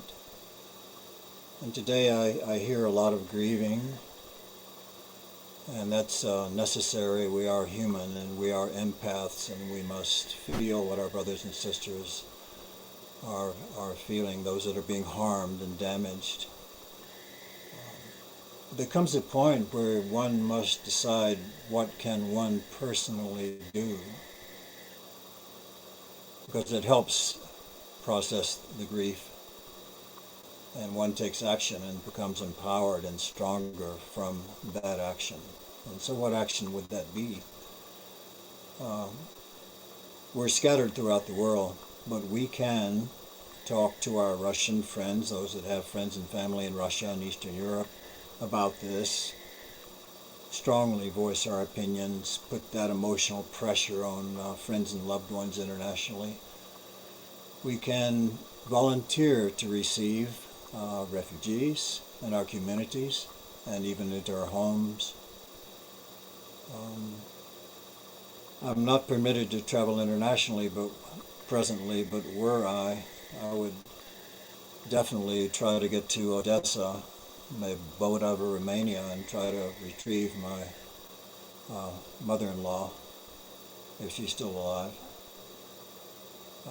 So I think what you're doing, Anya, today is extremely important. I think it's very necessary that we all, as sensitive beings, with the transformations that we all have been through, that our hearts and minds have been opened so much, that we feel and act upon this as a community in small steps in what each person can do. Contribution here, an email message there, a phone call to a friend or a relative expressing these feelings, physical action of welcoming others into our community and homes. It's lovely to hear your voice, Anya. It's lovely to hear your voice, Laura in London, and Rosalind, and Kate, and Keith, our dear friends and community throughout the world. And so thank you. Thank you for today. Thank you so much, Leonard, for sharing, for being here and your support. It's absolute honor to have you here with us tonight. I'll say goodbye for now, and I'll just say when Leonard finally can leave US, he will promise to come to London and we will organize a lovely talk with him so everybody can meet him. I can't wait for this. It will happen. And hopefully Dennis and Kate can join us on that night. Hopefully this gathering will happen in person that day. So this is my wish for tonight. So we have about 8 minutes now. I know that Bristena, did you want to come back and share again, or did you change your mind? Because I see you lowered your... Maybe. It's a bit of a controversial idea. So because it's a very open-minded community, I just want to drop that in and see what people think about just really taking a moment, just send compassion and love and forgiveness to Putin. Well, it's hard sometimes, but if someone can find that compassion, then that's great. Yeah, I don't know if Rose or Michelle can say something more profound to it. I guess what Putin represents is something that's much deeper than him. I suppose if he's a representation of trauma, disassociation, lack of empathy, horror, suffering, cruelty, all of these things, they exist in our world. And so if he is a symbol of that, then I guess, yeah, we have to really make a change. I mean, if we are interconnected, we're all interconnected, every single one. There isn't one tree of the forest that is not part of that web. I suppose it's just the way the forest responds, and yeah, how do you respond to one tree causing such huge horror and suffering? You want to cut it off, but I guess, yeah, the only way that the web can function is, yeah, through nourishment and through one for all and all for one, and so I don't know how to do it at the moment. I don't feel like I can feel it would take a lot of work, but yeah, that is the work, isn't it? If we have to heal that kind of trauma, we have to be able to find the love to counter the hate. True, but this is also controversial, what I'll say, but except for trees, there's also plants like Japanese knotweed that takes over your whole garden, and then for 6 years you cannot even grow anything else there. So just to put that there as well. If I may, yes. Oh, sorry, Anya. Yeah, go on, Kyiv, go on. I would agree with Bristena that the only way that we can really develop and make any significant steps is if we find compassion for those people that are perceived as our enemies. But compassion and forgiveness doesn't excuse us from punishment and consequences of our actions. It just means that we understand that people can act in terrible, terrible ways. But if we need to at least try and make an effort to find compassion, and everything is forgivable. I'm not there as an individual to be able to employ that, but I believe that everything is forgivable. Everything is forgivable. It just takes an incredible amount of work. But again, I would say that to Ros's point and to yours, Anya, is that yes, we must find compassion and forgiveness for those people that cause us harm. But at the same time, compassion and forgiveness doesn't excuse us from the consequences of our actions as well. So there's balance to be found somewhere in there, but it takes a more advanced master than I know to do these things. But we got to try it, because otherwise, if you just, myself and Yuri were speaking yesterday, I think, or maybe it was earlier today, I don't know. But if we let the hate overtake us, and God knows I had let myself do that, the hate turns to violence, and I have been violent to the extreme, the most extreme, and it gets you nowhere.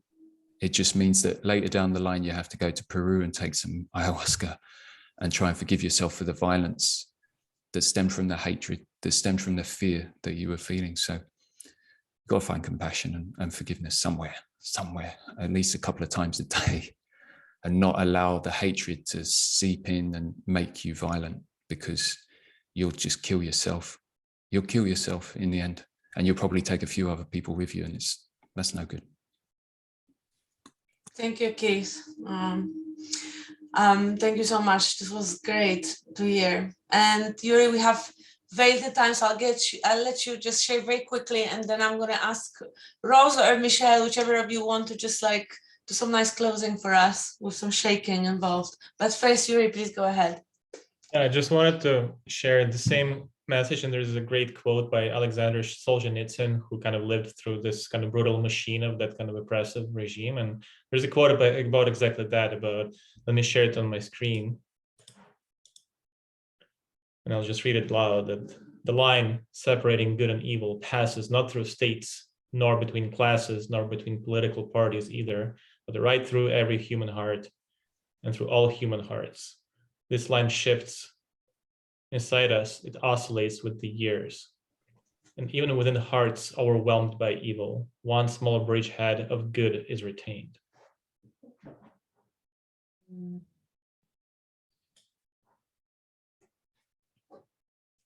Yeah, I think, I think he really captured what we're trying to get here, like, and transform that dark energy maybe at the beginning of the conversation or maybe of the last few days. And the war is won in each of our hearts and minds, because if we go down the path of hate, then Putin won. Like, not even him, it's the archetype that he represents. He's just the one short man, angry and traumatized, but what he represents wins. So let's fight our wars in the heart and the mind daily, and that's where we win it. And that's how the victory will happen on the physical plane as well. Because if that happens at scale, then it's just like there will be ripple effects that will start transforming into the adversary also kind of feeling that. Yeah, that's all. Thank you so much. I suppose just last, before Rose, before you let us all go, Kate and Dennis, do you guys have anything to add before we end this gathering?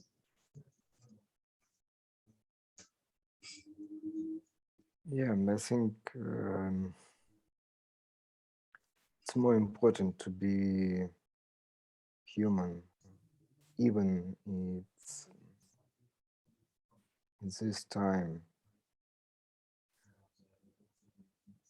and realize how to be important after these times, dark times, I think when people in the first time in February, we think about Putin, how dare you, so that we all of Ukraine's crowd say, Russians, don't stop, come to the streets, this is enemy. And that's today I read in many chats, in Telegram, in Facebook, in social media, we all think about all Ukrainians, who really Ukrainians in the heart, how to stop this dangerous war and what we do next after that. So thank you to all of you who support us, who come here today, this evening. You all of my heroes in my heart. You all deserve to be a part of our, I don't know how to say, it's пишаємося українською мовою. It's Ukrainian, we're proud of you, but in English it's another angle of view on this word, you know. It's more about heart. Your soul and your heart are feeling the same. We all pray about peace in all world. We don't need any aggression from US, Great Britain, Spain, even from Russia, even from Belarus, even from our boys and girls. We don't need this aggression. We need compassion, we need peace, we need stop the war. Oh, we have this huge explosion. But we must realize we all together must to do something, even to realize and think about other people who deserve the support, not only in Ukraine, not only in Ukraine. Thank you all, to all of you. Thank you for your being. Thank you for being you.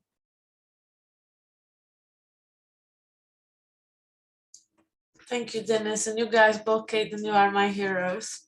And you were 4 years ago when we met, and you donated to my documentary before nobody believed in it. And now it's such an honor to be with you guys and support you in any way we can. Kate, would you like to say anything before we say goodbye for tonight? Yes, I want to thank you, Anya, for doing this, for organizing this, and for uniting such wonderful plant family, which really transformed our emotions. Like I was kind of stressed and sad, but now once we shared and once we like I felt a warmth in this community of all of you. And I felt support, and I felt this good emotions. And I remembered that, yes, we have to be kind and find compassion, which actually gives some strength. Like I feel stronger, and I feel better, and I feel that it will gonna be all right. So like I hope, like this gives me hope. And because it gives me hope, it gives me power to do something, to help some people, to do my work more efficiently. So I thank you very much, all of you, for supporting you, for devoting your time, your resources, anything that you do. This really provides us some hope. Thank you. Thank you so much, Kate. Thank you for being here. It was just an honor to have you both. And there's loads of hearts flowing here, loads of love from everyone. So I'm going to follow up with a recording of this and some links tomorrow. I think I was very ambitious to do it tonight, but I think I just need to have a beer and process all of this, thinking about you all guys here in this evening. And I'm not sure if it's Ross or Michelle, but if you want to lead us to close, please go ahead. I just had an image that I wanted to just quickly offer up, imagining, and it kind of came to me when we were talking about like having compassion for Putin. And I imagine all of us as a circle, you know, when you put your arms around each other, almost like in a kind of like sporting thing, when you're like all in a circle, you've got your arms around each other. And imagine us all in a circle with our arms around each other, and our faces are smiling, and we've got that feeling that we have now, like a little bit of love, but you know, it's amplifying. We can feel each other. We can feel the warmth of each other's shoulders and bodies, and we're moving around, and we have that sense of like hope and togetherness and belonging. And just imagine us in that circle and the love that we feel together. And that in the middle of that circle, there is all the stuff that is causing the pain, but that we surround it with so much love between us that it's just smaller and smaller. It just gets smaller and smaller until Putin becomes a little child, and we're there around at this huge rugby scrum of love and humanity and strength and support. And just imagining that the war getting smaller and smaller and smaller until it's like the size of a ball. And then we just like chuck it out, and then we have a game of rugby together. So that's my image to you all. a rugby then. Okay, we can shake on the rugby then. You can shaking as well with the rugby, but yeah, like. I like this ending. Thank you so much. That's it then.